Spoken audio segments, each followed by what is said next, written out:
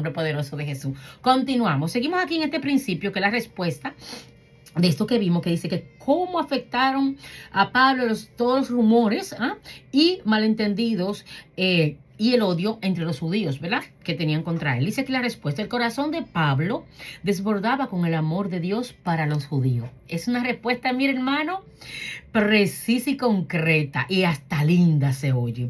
Desbordaba con el amor de Dios por los judíos. Hermano, cuando nosotros tenemos la palabra, el entendimiento, mire, no importa que te persigan, no importa que te critiquen, que hagan rumores, que te hagan mal, hermano, es duro, y lo vimos con Jesús en la cruz. Lo vimos allá. No importa lo que... Es que el amor que fluye en ti, si es que fluye, porque si no está, búscalo.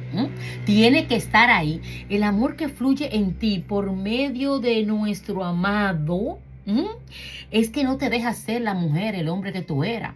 Ahí no fue Pablo, Saulo, el que ya usted sabe, que le daba para abajo, como dicen, a todos los otros, y que se amaba el corredero y lo vivía persiguiendo, y no eran felices esa gente, por donde se parecía ese pobre hombre.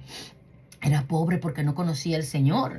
Quizá lo tenía todo, hermano. Tenía poderes. Iba a cualquier rey, a cualquier principal y le filmaba así: te quiero hacer esto, fírmame aquí, vaya, hágalo. Hermano, tenía mucho, pero a la vez no tenía nada, porque no tenía el amor que hoy aquí él está hablando. Dice que el corazón de Pablo desbordaba con el amor de Dios para los judíos. Aquí en Romanos 9, 1, 4, vamos a repetir esta partecita aquí porque hay que repetirla. Dice: verdad digo, en Cristo no miento. Estas palabras son de una persona que está dolida por algo que no debía de pasar. No debe de pasar que tu hermano te persiga. No debe de pasar que el pueblo llamado te persiga. No debe de pasar que el que conoce la palabra y sabe quién es Dios y sabe quién es Jesús ande haciendo los rumores, los malentendidos y hasta demostraciones de odio en contra de los hombres que están haciendo lo que Dios manda hacer. Verdad digo, en Cristo no miento, y mi conciencia me da testimonio en el Espíritu Santo, que tengo gran tristeza y continuo dolor en mi corazón, porque desearía yo mismo ser anatema, separado de Cristo, por amor a mis hermanos, los que son mis parientes según la carne, que son israelitas, de los cuales son la adopción, la gloria, el pacto, la promulgación de la ley y el culto y las promesas. Sello con lo de las promesas. Hermano, sobre el pueblo era que estaba, sobre el pueblo. Ellos son los llamados, lo que son, los que iban a recibir todo, o sea, lo que todavía lo podemos decir, que deberían de recibir la promesa. Pero ya aquí, en el primer principio que tenemos acá, después de esa lectura, dice: el amor de Dios por los perdidos nos inspira a nosotros, los creyentes, a amar a los demás. Aleluya. El amor que Dios tuvo por mí y por ti cuando estábamos perdidos es que tiene que haber una continuidad. Tiene que ser continuo, hermano. Él nos ama a nosotros aún. Ya no éramos el pasado, ya no somos el pasado, lo que éramos. Somos nueva criatura en Cristo. Pero somos cabezones, hermano. Somos personas desobedientes. Somos personas que en un momento dado, hermano, estando en Cristo, nos rebelamos en contra de las cosas espirituales. Y el apóstol lo habla también. Nos rebelamos en hacer lo correcto. Nos rebelamos en demostrar el amor que Él tiene por aquellos que nos persiguen. Y nosotros también tenemos que tener ese mismo amor. Entonces, Pablo, el amor de Dios por los perdidos era lo que le salía a él por las venas, por los poros. Nos inspira a nosotros, los creyentes, a amar a los demás, basado en el versículo donde estuvimos leyendo hace unos segundos. Pablo afirma su amor por los judíos. En la carne, la gente podía desear que sus enemigos sean castigados, pero Pablo era dirigido por el Espíritu, hermano. Dirigido por el Espíritu.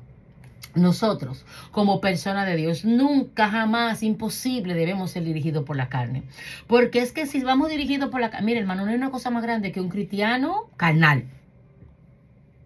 ¿Cómo así? Sí, hermano. Un cristiano desconectado de lo espiritual es un cristiano carnal. Usted lo ha escuchado ya varias veces. Entonces, un cristiano que le hagan esto y que quiera hacer venganza es un cristiano que no está dirigido por el Espíritu Santo. Entonces aquí dice que el apóstol Pablo era dirigido por el Espíritu de Dios, por el Espíritu Santo de Dios, para no poder él devolverle lo mismo que le estaban haciendo sus hermanos en la carne, el pueblo de Dios. No, él no hacía lo mismo. Y no deseaba el mal para los judíos, sino el bien. Cuando Pablo mira a Cristo, él celebra, él está adorando cuando declara que nada puede separarlo del amor de Dios a los que están en Cristo. Hermano, el nada es como decir todo. Cuando tú dices, todo lo puedo en Cristo que me fortalece, aquí es la parte, nada me va a separar del amor de Cristo.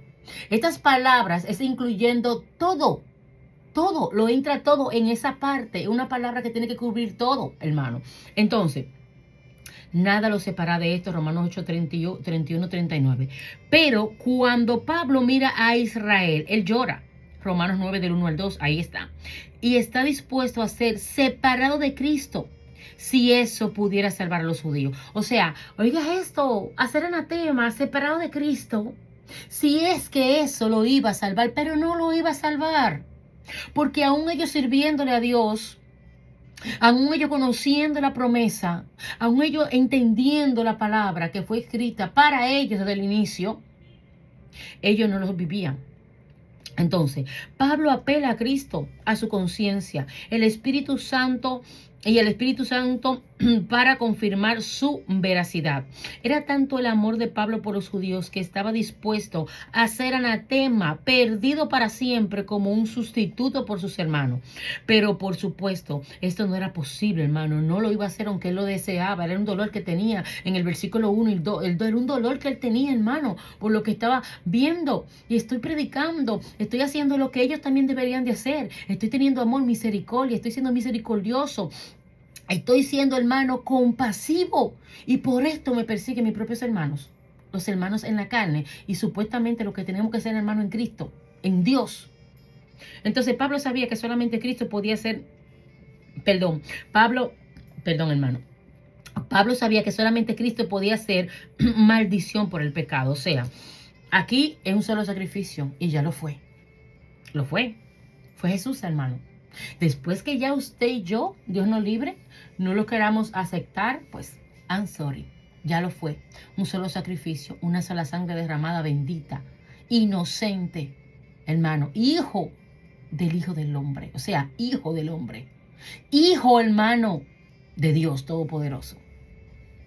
¿Qué más sacrificio de él? El que quiere más de ahí es porque nunca más le va a servir al Señor. Por eso aquí el apóstol dice, no podía ser Pablo. Pablo no podía entrarse en la mente a ellos. Pablo no podía cambiar sus pensamientos. Porque aún Jesús fue sacrificado. Y aún Jesús entregó. Y aún así, sigue lo mismo.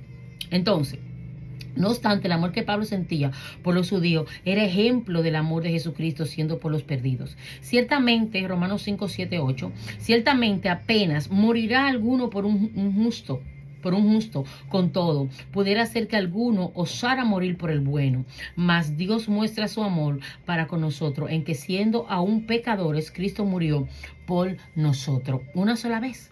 Romanos 5, una sola vez. Pablo amaba como Moisés, quien oró. Te ruego pues, este pueblo ha cometido un gran pecado, porque se hicieron dioses de oro, que perdone ahora su pecado, y si no, ráeme ahora de tu libro, perdón, que has escrito. Hermano, esa historia está en Éxodo 32, hermano. Esa historia, recuérdense todo lo que el pobre Moisés pasó. Por eso el autor aquí lo trae también, hermano, lo trae a colación. ¿Por qué? Porque ya estamos viendo varias historias de lo que sucedió. Claro, fue primero, pero fue él el primero que sufrió, el primero que él mismo le dijo, ay, Señor, no me haga esto. ¿Cómo tú te vas a arrepentir? ¿Cómo tú te vas a arrepentir y lo vas a acabar a todos? ¿Qué van a decir de mí? Van a decir que el Dios que Moisés le sirve no es un Dios verdadero, es un Dios de ira. Hermano, es que somos malos. El mismo Dios se arrepintió de hacer el ser humano. Por lo que hizo el pueblo, por lo que hizo y por lo que le hizo el hombre de Dios. Entonces, son tantas cosas que mire lo que pasó con Moisés. Pablo amaba como Esteban también, quien perdonó a los que le apedrearon, en Hechos 7:6. Pablo amaba como Jesús, quien perdonó a los que se burlaban de él mientras moría por ellos en la cruz, Lucas 23:34. ¿A quiénes estamos nosotros tratando para que entren al reino? Hermano, usted sabe que está en la traducción. Lo voy a volver a leer normal. ¿A quiénes estamos nosotros tratando para que entren al reino? O sea, ¿a quién está usted viéndolo como un potencial de salvación y no como un potencial de perdición o de innecesaria prédica? o evangelización o palabra de parte de Dios. Lo traigo a mi tiempo, al tiempo que estamos viviendo, a mi experiencia.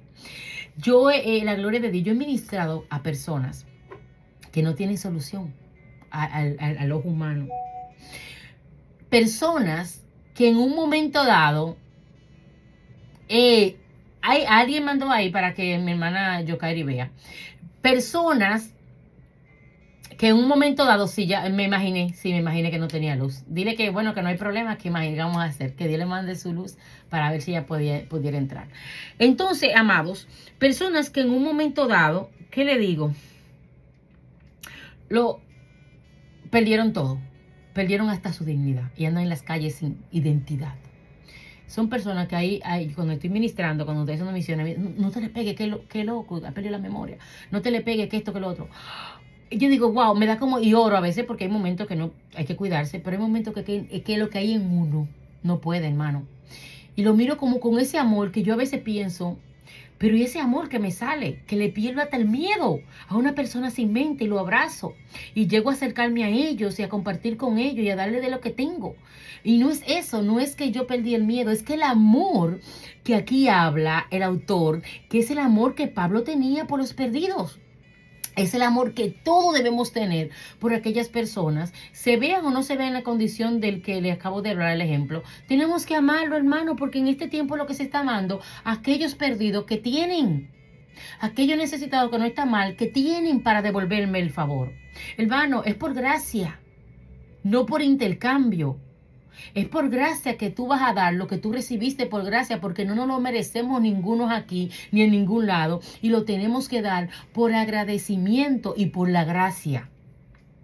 Entonces, cuando vemos una persona necesitada, cuando vemos una persona, tenemos que tener el amor que habla aquí el autor, que trajo colación de Moisés, de Pablo, de Jesús, de Esteban, hermano, que mirando todas estas cosas, ¿por quién estás tú dispuesto a pasar persecución, crítica, situaciones para llevar la palabra? ¿Por quién? ¿Te ha pensado si a tu alrededor hay alguna persona que tú puedas ministrarle?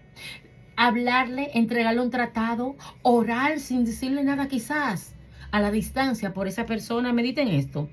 ¿Qué estamos haciendo para demostrar nuestro amor por los perdidos? Respóndaselo usted, me lo respondo yo, hermano. Aquí el punto B, en la pregunta, recuérdense que estamos aquí analizando las 4 preguntas que tenemos en Romanos 9 del 1 al 5. Vamos en la segunda pregunta acá que dice, ¿la palabra o la promesa de Dios a Abraham, a Israel falló? La palabra que le dio a Abraham y la promesa, ¿ha fallado? Claro que no, basado en Romanos 9, 6, 13.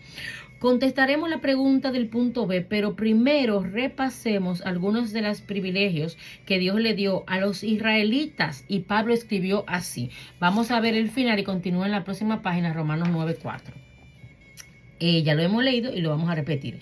De los cuales son la adopción, la gloria, el pacto, la promulgación de la ley, el culto y las promesas. Y el 5 dice, de quienes son los patriarcas y de los cuales, según la carne, vino Cristo, el cual es Dios sobre todas las cosas, bendito por los siglos. Amén. Ese es ya el 5, a donde paramos. Nosotros paramos en el 4.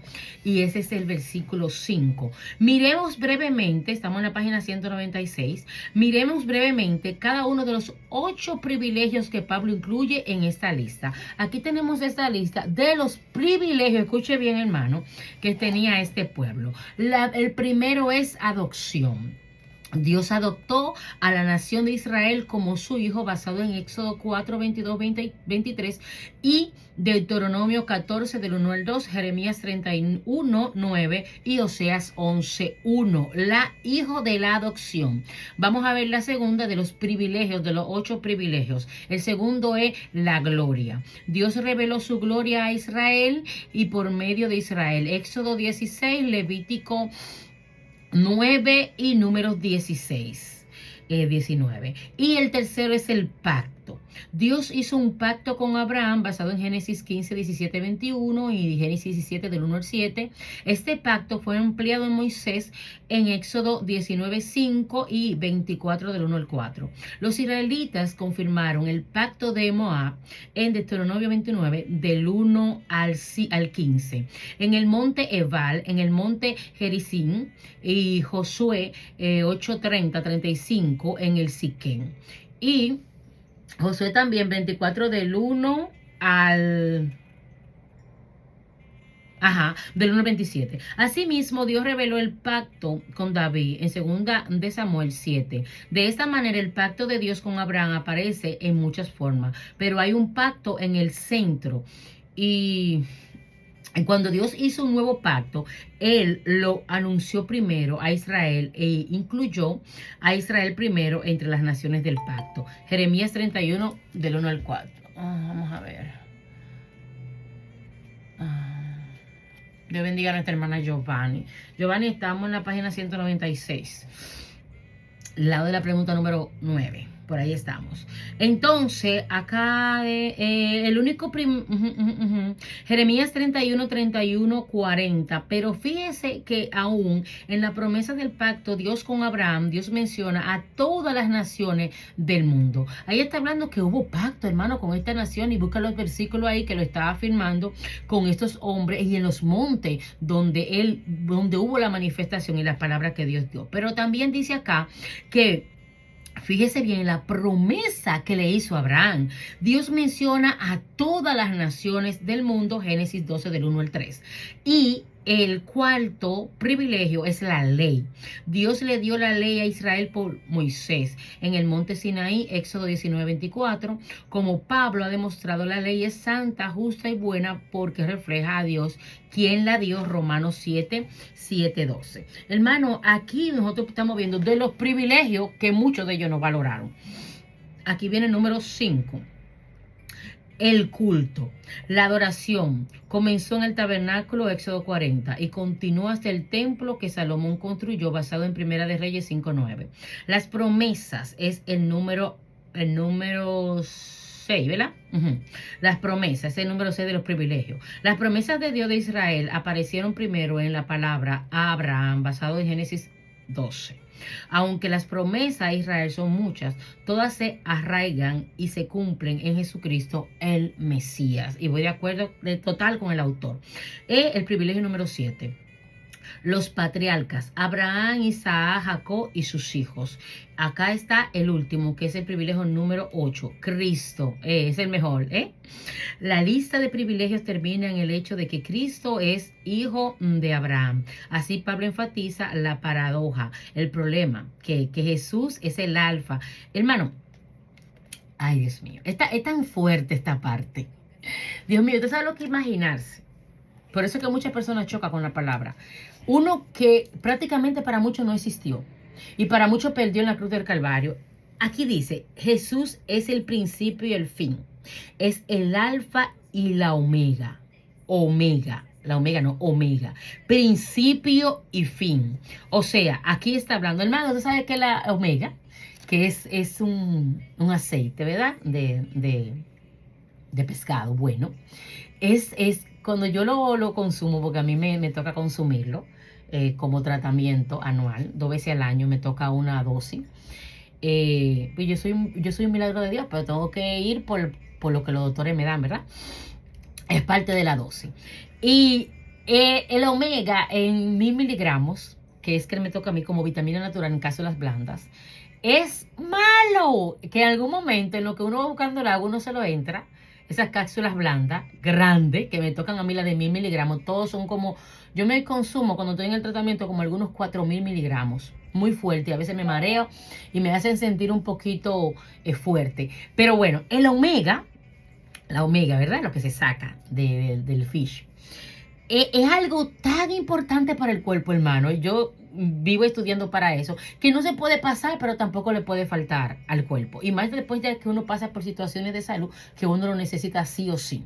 Hermanos, pero cuando usted lo entra en la boca, Es como que sabe raro si se le picha. Ese sabor de ese aceite sabe ese pescado horrible.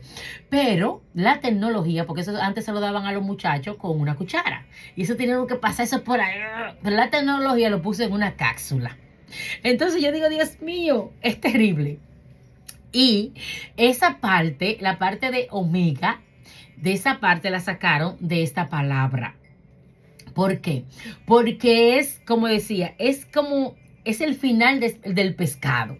Para usted poder sacar el omega del pescado, el pescado no puede seguir vivo, hermano. Usted no puede quitar el aceitica al pescado para consumir su omega. Y el pescado, ese es el final. Entonces, muchas personas entienden, Dios bendiga a nuestra hermana Aura, Dios mío, tanto que luchó que entró. Dios bendiga a hermana Aura, qué linda. Es tanto, hermanos, que es tanto que se forza este proceso de sacarle el pescado, de sacarle el aceite, hermano, porque el pobre pecadito, ya usted sabe, lo desvive. Entonces, Jesús, para traerlo a lo que estamos, es el principio, el alfa, y ¿es qué? Omega, el principio y el fin. No hay nada más de esto. O sea, no hay nada más allá ni más acá de esta gran verdad. Entonces, en muchas ocasiones, ¿por qué muchas personas, por qué le traje lo de la omega? ¿Por qué le traje lo de la omega?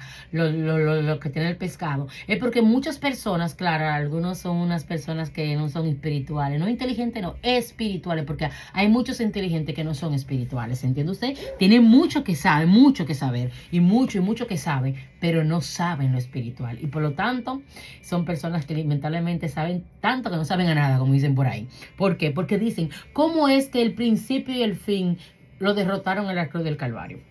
Y por eso fue que le traje, me recordé de traerle la ilustración del pescado. Sacamos lo mejor de él, que es bueno para nosotros, pero el pescado tuvo que pasar su proceso y por eso mismo nosotros lo tenemos en esa cápsula. Entonces, él es el principio y él es el fin de los privilegios de Israel. Él es el principio y el final de todos los privilegios.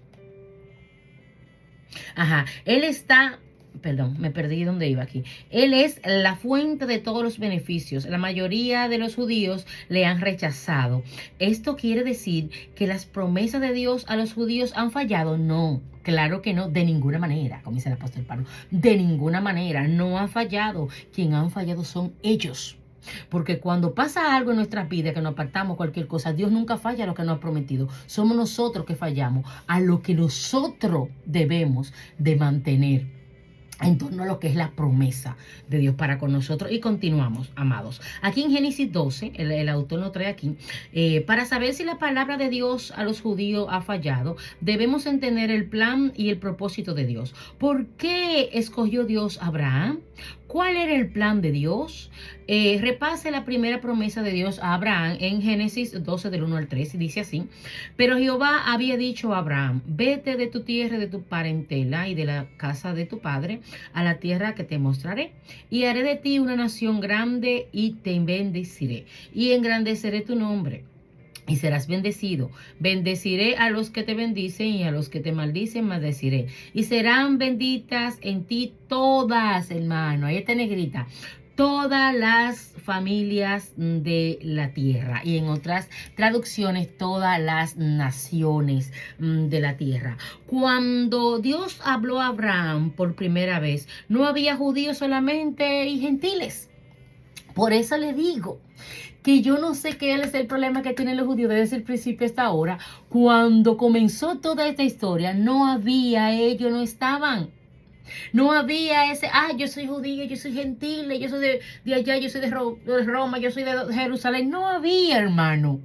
¿Por qué? Porque era el inicio de todas las cosas. Entonces, ¿por qué nosotros queremos tergiversar lo que de un inicio fue a toda la familia o a todas las naciones? Entonces, cuando Dios habló con Abraham por primera vez, no había judíos solamente gentiles, ¿verdad? O gentiles. De hecho, Abraham mismo era un gentil. De versículos como Juan 3:16. Ajá, como de versículo como Juan 3:16, entendemos que Dios no ama a todos, nuestro Padre Celestial. Quiere que todos seamos sus hijos y aún en Génesis 12:3 vemos la razón por la que Dios escogió a Abraham. El Señor tenía el plan de bendecir a todas las naciones. La palabra de Dios a Abraham se concentra en su plan y propósito. Y dice así, serán benditas en ti todas las familias de la tierra. Entonces, hay un problema porque a muchos judíos no se le puede decir que Abraham era judío, era gentil. Y esa no es la discusión de la clase. Continuamos en el tema 1997, de la página 197, que es nuestra próxima porque ya casi le toca a nuestra hermana. Dice, y medio de la nación judía, Dios envió el Salvador de todas las naciones. Ajá, esa es la continuación donde estaban. Abraham llegó a ser el padre de los judíos y por medio de la nación judía, Dios envió a salvar de todas las naciones. Ahí hay un cuadro a su mano izquierda que dice, Dios no tiene favorito, Él ama a judíos, a gentiles por igual. La escritura previó, que Dios justificaría a los gentiles por la fe y anunció de antemano el evangelio de Abraham y dice así en Gálatas 3:8, en ti serán benditas todas las naciones. Dios no tiene favorito, Él ama a los judíos como a los gentiles por igual. Así que ya usted sabe, mis amados hermanos, desde el Edén la fe ha sido la única senda de la salvación. Hebreos 11 enumera los ejemplos de los justos que vivieron por la fe, incluyendo a Abel, a Enoc, a Noé, a Abraham, a Isaac, a Jacob, a Moisés y los israelitas, basado en Hebreo, que es el salón de la fe, el cual le llamamos ese capítulo, ¿verdad? Así que ya usted sabe, vamos a continuar, hermano, con la parte que corresponde